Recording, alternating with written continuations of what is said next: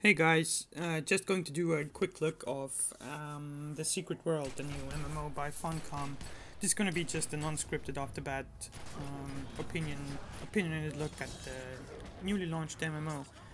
Um, I some of you may remember I made a post about this game, how there wasn't any or much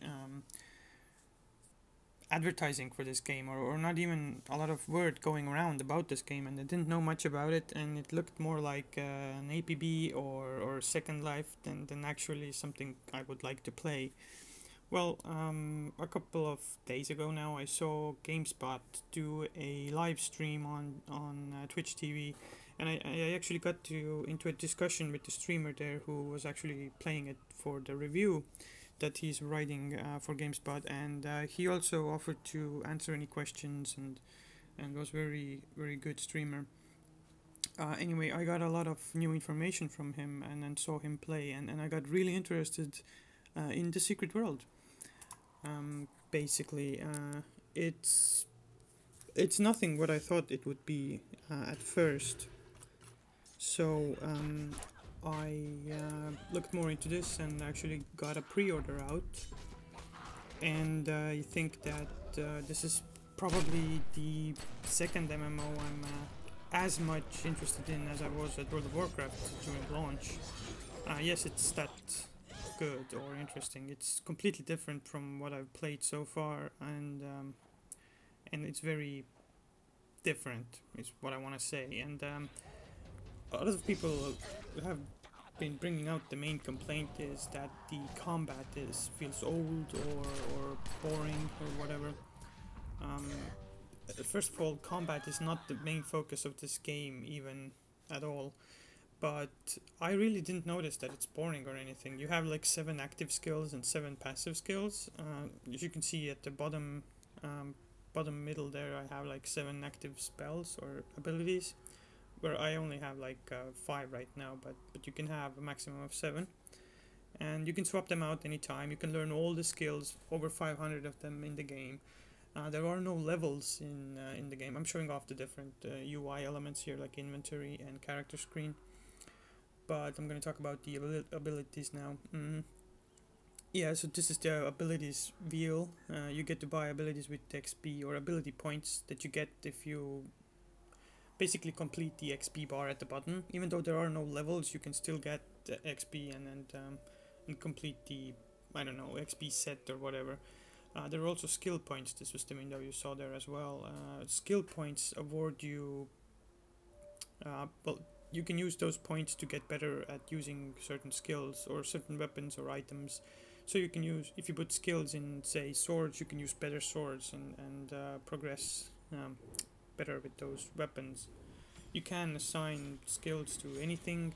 You can learn all the ability points and all that. So there are no levels per se, but the items you use actually dictate how good or strong you are. But there isn't like classical loot like there is in other games. It doesn't really change your appearance all that much. Weapons, of course, look different, but you have like earrings and not earrings, but rings, necklaces maybe, and a charm or something. You don't have like leggings or some kind of armor like that. It's all cosmetic that you what you wear. It's basically clothes. But the things that affect your character statistics or abilities, or like the points that you get, like stamina and whatever, that's only restricted to the certain small items you can equip. So I think that's interesting as well. The setting is obviously modern world, maybe a little bit futuristic, maybe somewhere. It's all very lucid because um, basically there's this hub world, the world tree type of thing, where you can go anywhere in the world and any time in the world, what is hinted as well. So I'm really hoping that there's some time travel here, or if there's not yet, there definitely will be, because they've left everything so open. So imagine that would how cool it would be to go back in time and stop another faction from trying to alter the timeline or something like that. That's something that I would look very much forward to. As you can see, there is loot in the game. It's just a little bit different from what we are used to. Let's talk about the looks. Yeah, at first it looks like Second Life or APB. It's very similar to APB, but it's definitely so much not. It's very much better. The amount of detail in this game is just crazy good. They say they've been working on it for 5 years. Well, it looks like they've been doing a really good freaking job. The first city that you start in was London for the Templars. I'm playing a Templar, basically a paladin. I'm going for. You can choose what you want to go for, and the game will guide you to what ability points to add and skill points to take and stuff like that. But it's all free. You can do whatever you want. There are no classes in this game or levels, as I said. So yeah, three factions are in this game. There's the Templars, the Chaos, and or the Dragon. I don't remember which it was, and also the Illuminati. So I picked Templar because I most recognized with them. Like they're kind of supposed to be the good guys and they have a lot of lore and stuff, so it's cool. But I definitely want to try out the Illuminati next as well. So you have free character slots. There's so much information about this game. Just throwing it all out there. I'm sorry, there's no real consistency to all of this, but you can see the gameplay and the stuff I'm showing in the on the screen, and it's a little bit different. But yeah, the world detail, the looks of it is really good. I'm not even playing on the highest settings because I wanted to record, and then it wouldn't probably be with a decent frame rate if I set everything to max basically. But it looks good. The lighting is excellent. World detail is really good. Mind you, these are the beginning areas. I have not seen like end game areas or something like that. They could be how you say, less finished, as was with Age of Conan. That the first part of the world was really cool and had dialogue and stuff like that. But it doesn't feel like this. You're not restricted here. I can move freely. If I want to go anywhere else, I can go. It's not like I'm trapped here in the prologue of the game or something stupid like Age of Conan did. I really hated that. And it feels really fluid and good in this game. It feels like I don't know, like a single player game at times, but so much better. When Star Wars: The Old Republic banked on the story type of an MMO, that they were the first and the biggest to bring actual relevant story into their game, then the Secret World does this 6,000 times better than SVTOR did. The story in here is captivating. The characters have some kind of a backstory to them. You can learn more about them. People and characters and worlds and settings are connected to each other. You feel like it is a real living world basically. There's some really good voice actors hired for these characters, and because this is taking place all over the world, you have like so many different people and opinions, and then there's the whole secret world aspect of things that nothing is what it would originally just seem. So it's just all really really cool and interesting, and there's a lot to see and do here. As since there are no levels and you're not restricted, I don't feel compelled to just rush through content either. Like in other games, you might feel like you want to get to max level ASAP. Here, you can just take your time, look around, poke around, and find the really interesting side quests and stuff. So, oh yeah, why not talk about the quests now? You can have a certain number of quests of each type. I suspect this has been done so that you keep your focus, like not in World of Warcraft, for example, where you take like 25 quests and then just follow the map markers. Here you have a few different types of quests. You have investigation quests, which are the most interesting in my opinion. You have side quests, you have story quests. I don't really know what they're called, but you have a few of them, and you can have like two side quests. Side quests are quests that you find when you are traveling around in the world. You may come across something interesting and you wanted to investigate it further, and then there's a quest tied to it. Why not? You do it. It's cool. But you can only have like one main story quest going on at a time, and I think that's because they want you to be focused on that.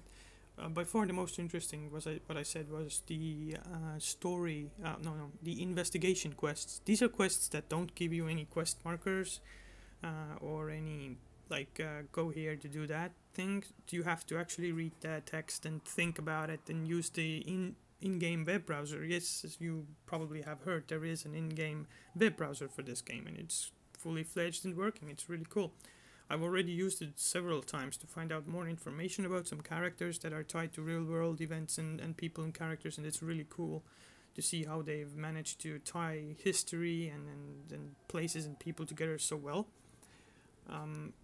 Also, you have in the investigation quest, you only got like hints and pictures and parts of some kind of a letter or something, and you have to put two and two together and come up with this brilliant freaking solution. And you feel like I don't know, like Sherlock Holmes or something when you complete something. It's really cool how they've managed to do that in an MMO. Actually, yeah, it's a lot of work to incorporate the quest into the world like this and make it work so well. Yeah, this game is just very surprising. I had like zero opinion about it. I thought this was just another game that's gonna go free to play in 10 days or something. But no way, this thing is here to stay, and I'm sure there's enough of a player base that needs this type of MMO gaming. I know we're all tired of the basic grind here and there with like the latest freaking Star Wars Galaxies MMO was actually very disappointing. They promised story, but they delivered. Well, you know, it's just a whole another ball game, and I'm very disappointed in that game in general. I really wanted to like that because of the source material, because Star Wars, right? But it's not a freaking Star Wars game at all. Besides the lightsabers, of course. So, the Secret World is definitely something I was looking for a long time. It's very different, very interesting. You do have like instances and groups you can get into, but there's just so much more I don't even know about this game because I haven't learned or watched any videos or freaking read anything about this game since I started playing. So it's all new and it's really freaking good to get into this. I really suggest you wouldn't watch a lot of videos or read about those quests and stuff because they contain a lot of spoilers probably. And coming up with the solutions on your own, if you have the patience and you just don't want to go out there and search Wowhead for what's the best min-max set for your freaking character so you do like 10% more damage than the other guy, then this is definitely the game for you, you know. It's much more than just it looks on the surface, is what I want to say here. Oh yeah, those yellow orbs I keep collecting are things. Those are lore points you get to collect them, and they basically give you the backstory of the current area or people your that are around.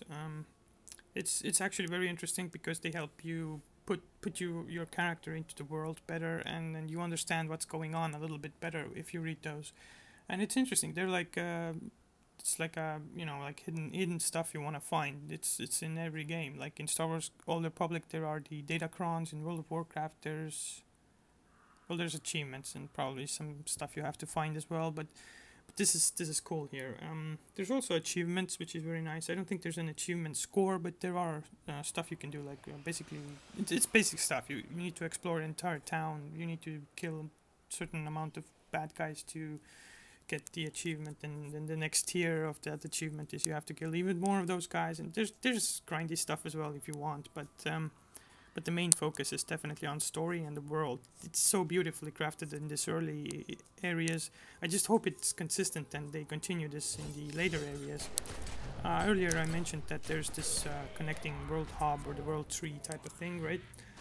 It's really well done in the sense that you can also, anytime you want to add more content, you just build a new branch basically and people get to warp there.